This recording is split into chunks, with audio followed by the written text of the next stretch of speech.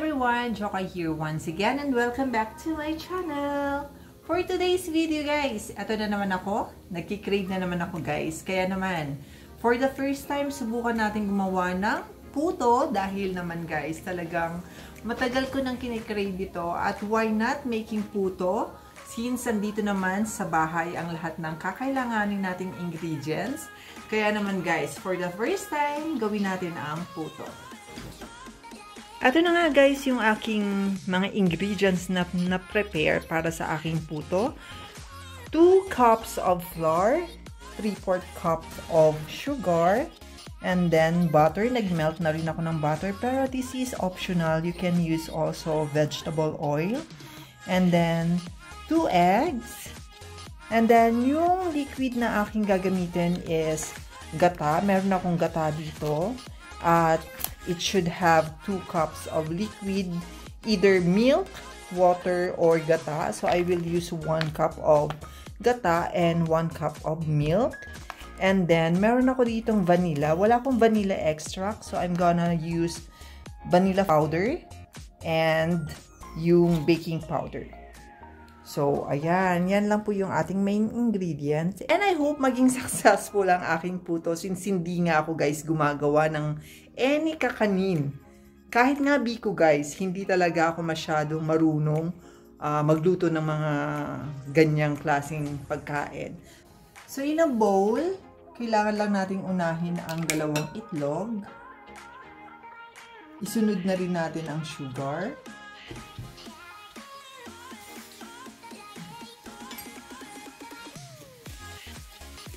At ang ating melted na butter.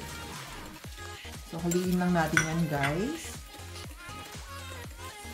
Ayan. At kapag nahalo na natin, guys, ilagay na natin ang ating milk or gata. First cup, guys, is gata ang nilagay ko. And this is my 2nd cup of liquid, which is milk. And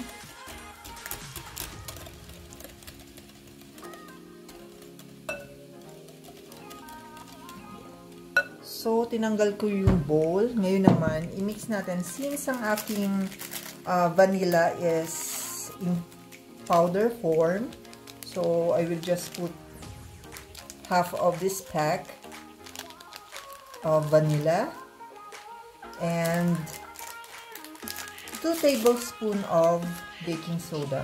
Baking powder, I mean. So, magkaiba po yung baking soda at baking powder. So, hindi tayo dapat ma-confuse sa dalawang yon. So, ang kailangan po natin is baking powder. So, ayan na. At haluin lang po natin siya. Ayan, i-mix lang natin. Okay. And then, let's get back our bowl. At kailangan natin salain guys. Para masala natin yung mga buo-buong parte ng ating harina or flour.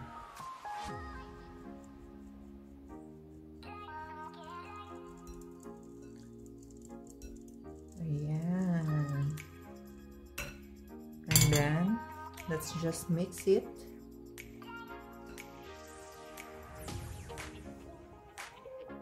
Naku guys. I hope successful talaga to.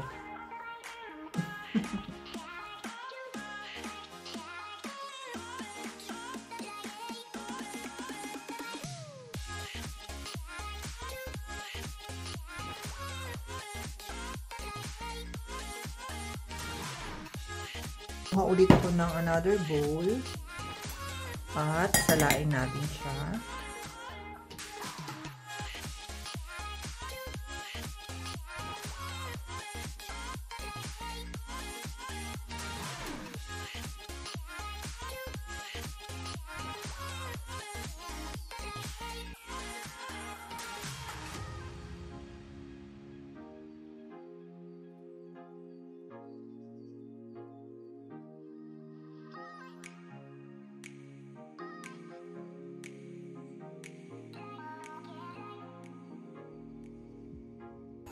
Ito na nga guys yung aking steamer. Medyo maliit yung steamer dito sa bahay, pero okay na din.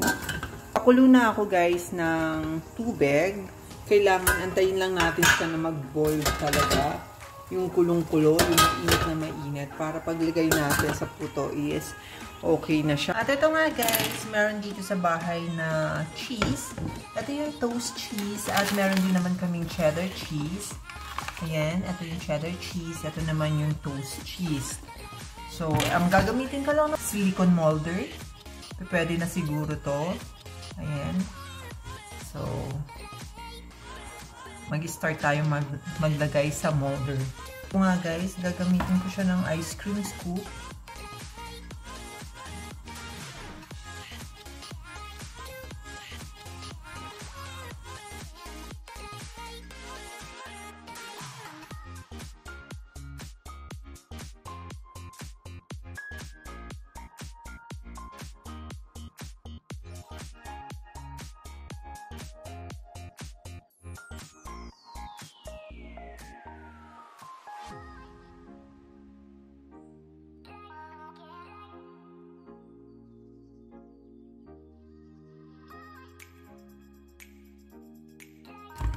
At ito na nga siya guys.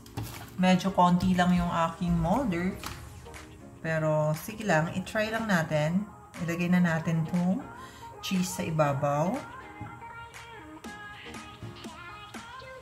Let's try 5 of yung may toast cheese. At try nga natin itong cheddar. Cheddar cheese. Siguro masarap din yung cheddar, no? Let's try this. Kaya mas masarap. Siguro pag gumawa ka ng puto pie, ganito rin siya, no? Kaya lang, may palaman lang na karne yung puto pie. Ayan guys, ito konti lang siya. Ito na. Okay. Ito nga guys, kulong-kulo na ang ating tubig sa steamer. Pwede na natin siyang ilagay. And guys, ilagay na natin isa-isa.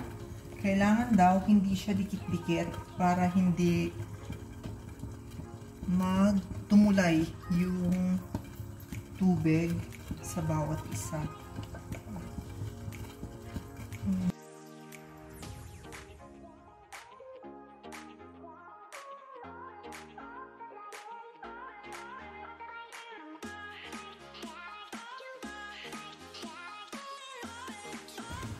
Ito guys, meron akong white dito. Ayan, takpan lang natin. Siguro okay na yan. And ayan na nga guys, nakasala na ang ating 6 na piraso lang na molde. Dahil nga guys, medyo maliit lang yung ating steamer. So mag-aantay na lang tayo ng 10 minutes para i-check natin kung luto na ba or hindi pa ang ating puto. So guys, naka 10 minutes na nga, kaya naman i-check natin kung okay na ba ang ating puto. Moment of truth. Oh, look at this. So kailangan din natin i-check yung loob niya kung talaga bang luto na by using toothpick para i-check. Oh, ayan guys. Wala na siyang dikit. So, meaning, luto na siya. Kunin natin, guys. Oh. So, ayan. I'm so happy. Yun lang. Hindi ko makuha. Uy. Uy. Ano ba klaseng tong to? Hindi ko siya makuha, guys. Uy. Ayan, nasira pa na. Oh, ang cute niya.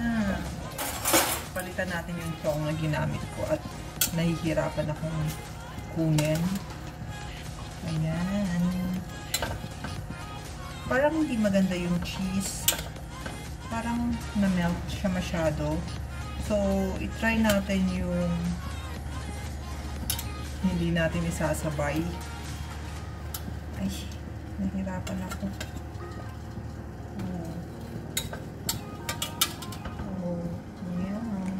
I'm so happy! Parang successful naman guys. Tignan nyo naman. Ayan, ang ating puto. So, ito yung nilagyan ko ng cheddar. Ayan, ito naman yung cheese. Medyo na-melt siya kasi toast cheese nga siya, yung na-melt siya. So, siguro, kailangan kong gawin is 7 minutes siyang naluluto bago ko ilagay yung cheese. So, that's one way of putting the cheese. Either ilagay mo na siya, basta't hindi quick melt siguro. Kasi ngayon, wala na akong makitang cheese, na-melt na siya masyado. So, itatry ko yung pangalawang option. At ito na nga guys, yung resulta ng tinry kong last na nailagay ang cheese. So, na-melt siya ng ganito. Hindi katulad. Ang laki ng difference niya guys, na wala yung cheese yung una kong nilagay. So, ito yung pangalawang try, which is, I think, much better. So, yan yung gawin natin ngayon. Dahil natapos na nga natin guys ang pagluluto ng puto, at ito na nga po ang naging outcome ng aking nilutong puto. So, hindi ko na-meet yung expectation na Goldilocks yung kanyang texture, yung kanyang lasa. Of course, I expected that already guys dahil nga naglagay ako ng gata. Which is, gusto ko kasi yung medyo native yung lasa ng aking puto. And medyo may problema dun sa paglagay ko ng baking powder. Medyo mukhang marami yung ilagay kong baking powder dahil sobrang lambot niya. Ayan. So, nakita niyo siya. Ayan. Ayan guys. Sobrang fluffy niya talaga guys. And of course, I'm so happy na kahit paano, kahit first time ko, and kahit nanonood lang ako sa YouTube, actually guys, my video is not intended for tutorial kasi hindi naman talaga ako marunong magluto ng puto. But I just made a video like this for me to like, parang meron akong souvenir na this is my first time gumawa ng puto and this is the result. And I'm so happy and glad na ito yung naging resulta ng aking pagta-try. So, I have here also guys, my pansit. Actually, 4 days na yata to since last week. Pero, okay pa naman. Ayokong itapon guys dahil alam nyo naman, bihira ako makakain ng pansit dito. Kung hindi ko pa to dala-dala mula sa Pilipinas nung nagbakasyon ako, hindi ako makakakain ng pansit. At dahil maganda nga yung panahon or makulimlim, malamig, dahil autumn na nga guys, medyo may kalamigan na, katulad nito. Ayan. Nakita niyo yung weather ngayon. So, walang araw, makulimlim at medyo maulan, malamig din sa labas. Kaya naman, hindi mawawala ang ating coffee. So, okay na sa akin today guys for my lunch. So, let's have lunch. Thank you and see you on my next vlog. Yeah.